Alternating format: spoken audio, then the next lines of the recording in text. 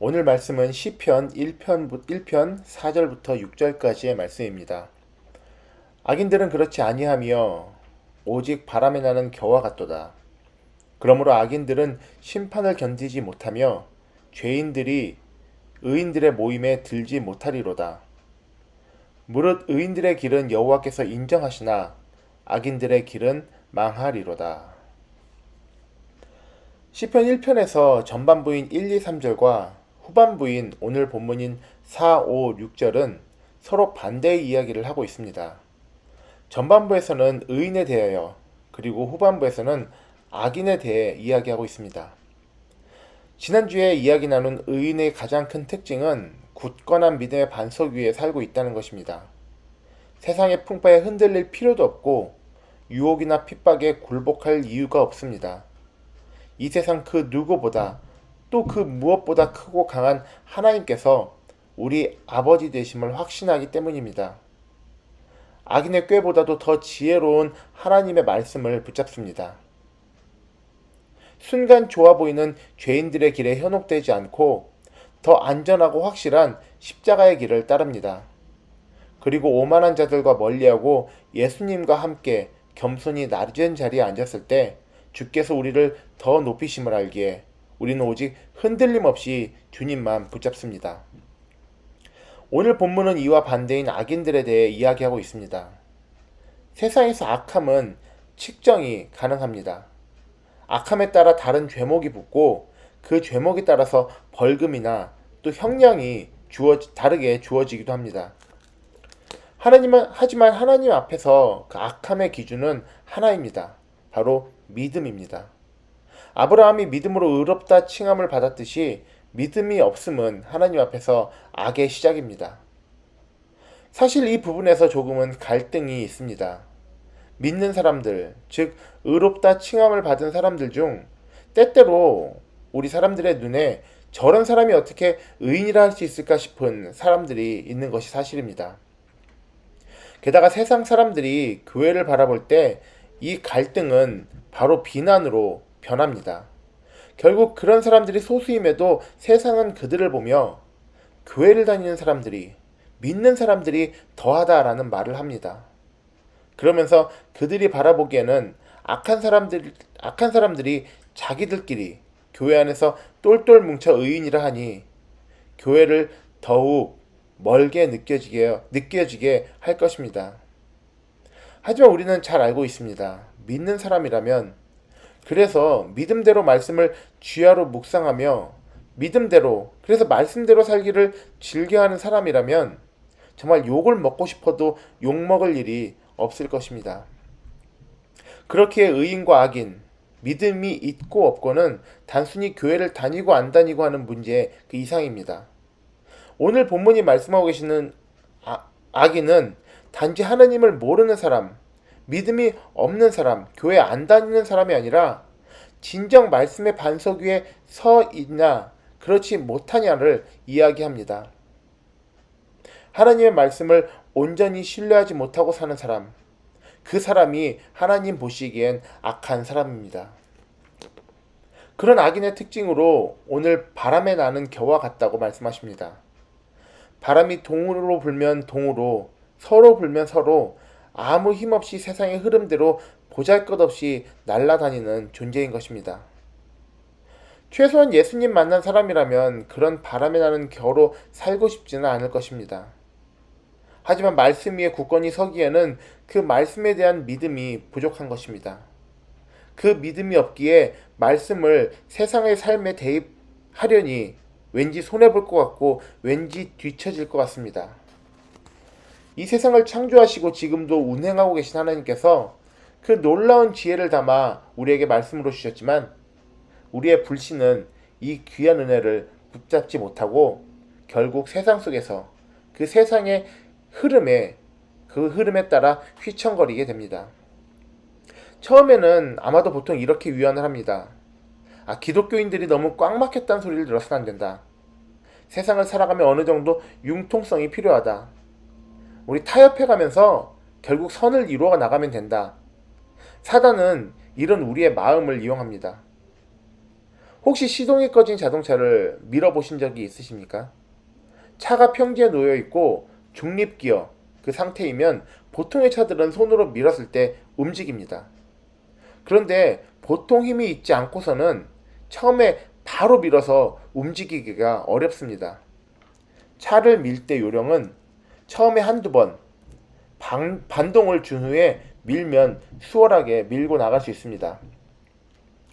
예전에 TV에서 촬영을 하시는 분을 본 적이 있습니다. 비행기와 끈으로 자신의 몸을 연결하여 비행기를 끄는 시범을 보였습니다. 정말 꽤 오랫동안은 처음에는 비행기가 미동도 하지 않았습니다. 정말 오랜 시간 후에 미세하게 조금씩 비행기가 움직이더니 결국 차력사가 끄는 대로 비행기가 끌려 나가는 것을 보았습니다. 그 후에 그 차력사께서 요령을 말씀해 주시기를 무조건 힘을 주는 것이 아니라 아주 조금씩 반동을 준다는 것입니다. 전혀 움직이지 않는 것 같아도 그렇게 오랜 시간 반복해서 반동을 주다 보면 어느 순간 비행기가 움직이고 한번 움직이기 시작하면 계속 끌려온다는 것입니다. 이 정도는 괜찮아. 융통성이 있어야지. 2000여 년 전에 쓰여진 말씀대로 어떻게 지금 21세기를 살아. 이런 마음을 사단은 반동으로 이용합니다. 조금씩, 정말 조금씩 아무도 모르게 조금씩 밀린다면 어느새 우리는 바람에 나는 개와 같이 결국 날아다니게 됩니다. 그렇기에 나는 반석 위에 서 있으니까 괜찮아가 아니라 괜찮기 위해서 우리는 반석을 붙잡고 단단히 서 있어야 합니다.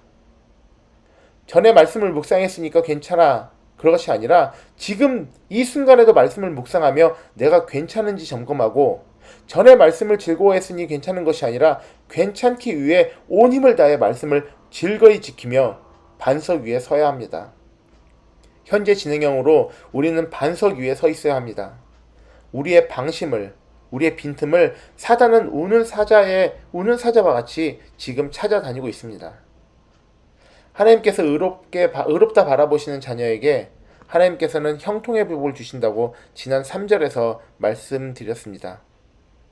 오늘 본문 6절에서도 의인들의 길은 여호와께서 인정하신다라고 말씀하십니다. 우리가 많이 하는 기도 중 하나는 하나님 A로 할까요? 아니면 B로 할까요? 입니다. 요즘에는 덜하겠지만 저 때만 해도 한국에서 대학 갈 때 어디에 원서를 넣어야 할지 서로 눈치 보기가 심했습니다. 결국 하다못해 점집에 가서 어느 대학에 원서를 넣을지 찍어달라고 하는 경우도 많았다고 들었습니다.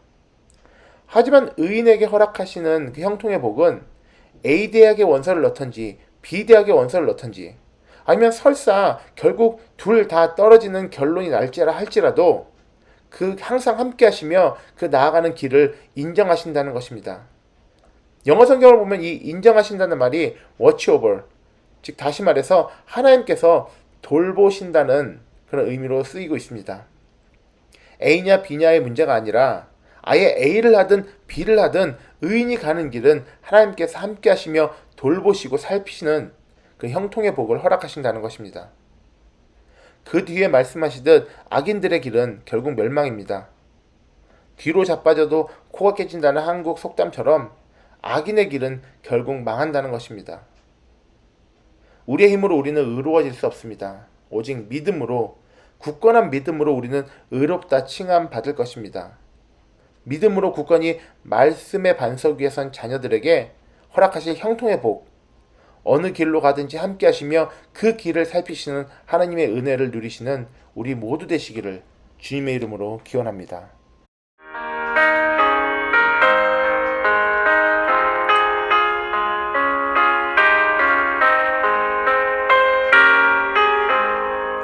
내 영혼이 은총 입어 중한 죄짐 얻고 보니 슬픔 많은 이 세상도 천국으로 아도다.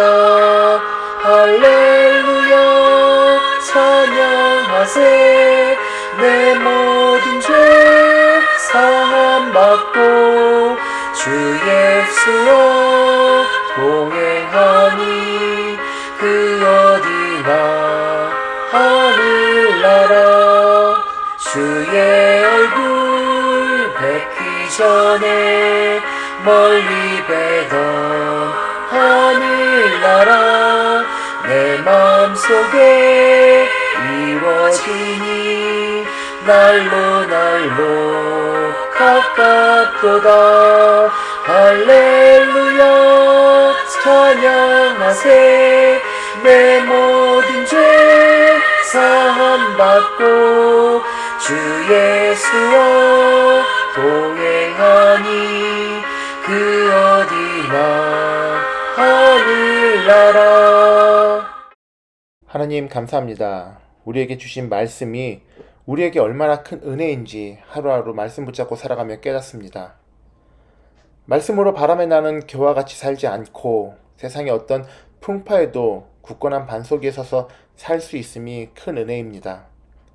하지만 우리들 때때로 그 말씀을 놓칠 때가 있습니다. 우리들 방심하지 않게 하시옵소서. 쉬지 않고 말씀을 묵상함으로 모든 순간 조금이라도 우리의 삶이 틀어진 부분이 있다면 고쳐나가게 하시옵소서. 주께서 의롭다 하실 만한 자들 되게 하시고 그 의인에게 부어주시는 형통의 복을 누리는 우리 모두 되게 하시옵소서. 감사드리며 예수님 이름으로 기도드립니다. 아멘.